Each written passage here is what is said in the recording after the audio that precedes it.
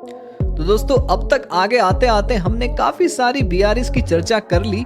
आइए इस वीडियो में हम जानते हैं कुछ ऐसे 10 कारण जिसके वजह से फिर भी हमारा बीआरएस जो है ठीक प्रकार से नहीं बन पाता है और हमारा कैश बुक और हमारे बैंक पासबुक में हमेशा डिफरेंस बना होता है।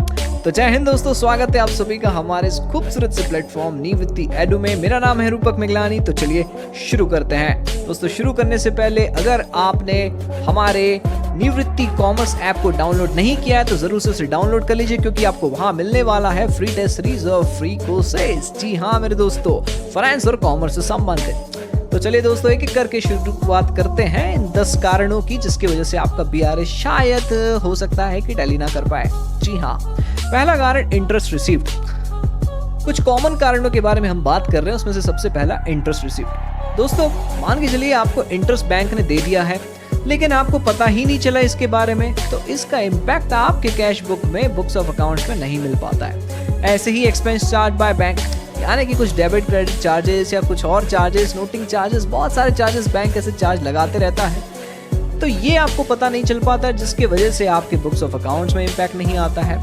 Interest and dividend collected by bank. जी हाँ, आजकल तो दोस्तों ईसीएस के माध्यम से, इलेक्ट्रॉनिक क्लियरिंग सिस्टम के माध्यम से अगर आप कोई शेयर में भी निवेश करते हैं तो वहां से आपको जो डिविडेंड मिलता है तो डायरेक्टली वो आपके बैंक अकाउंट में आ जाता है, जो कि पहले कंपनी आपको चेक देके करती थी।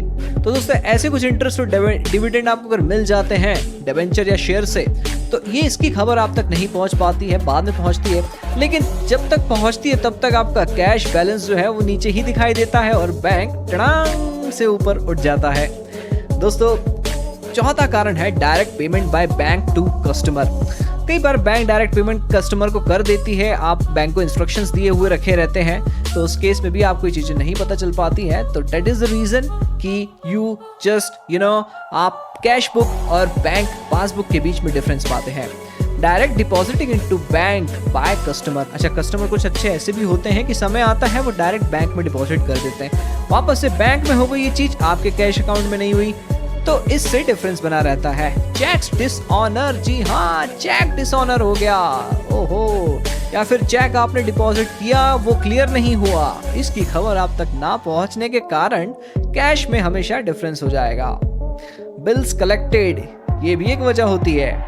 Check issued but no payment has been made yet. जी हाँ मेरे दोस्तों, आपने किसी सप्लायर को पेमेंट करने के लिए अपना चेक जो है बैंक में प्रेजेंट कर दिया, बट अभी तक पेमेंट नहीं हुआ, लेकिन आपके खाते में उतना अमाउंट तो रिड्यूस कर दिया गया पेमेंट की तौर पे, लेकिन बैंक अकाउंट में वो ऊपर ही दिख रहा है क्योंकि अभी तक तो पेमेंट ही नहीं हुआ है। कई बार आप सुनते होंगे check issued but payment not made, ये काफी बार बीआरएस में आता है, तो ये कॉमन कारण है।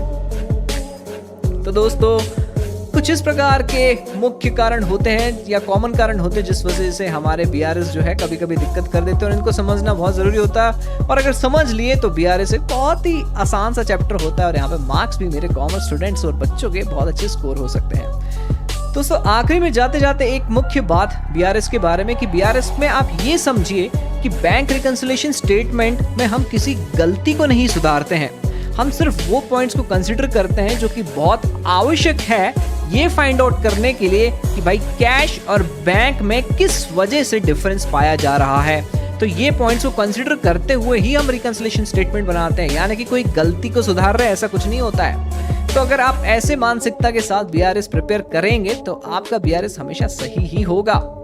हम अपने वीडियोस में कोशिश करेंगे कुछ क्वेश्चंस भी आप लोग के लिए लेके आए, अगर आपकी डिमांड आती है तो जरूर से क्वेश्चन भी सॉल्व करेंगे, क्यों ना दोस्तों। तो दोस्तों आशा करते हैं ये वीडियो आपको पसंद आया होगा बीआरएस के बारे में, और कमेंट करके जरूर बताएं कैसा लगा। लाइक शेयर सब्सक्राइब करना ना भूले। जय हिंद दोस्तों, रूपक मिगलानी साइनिंग ऑफ।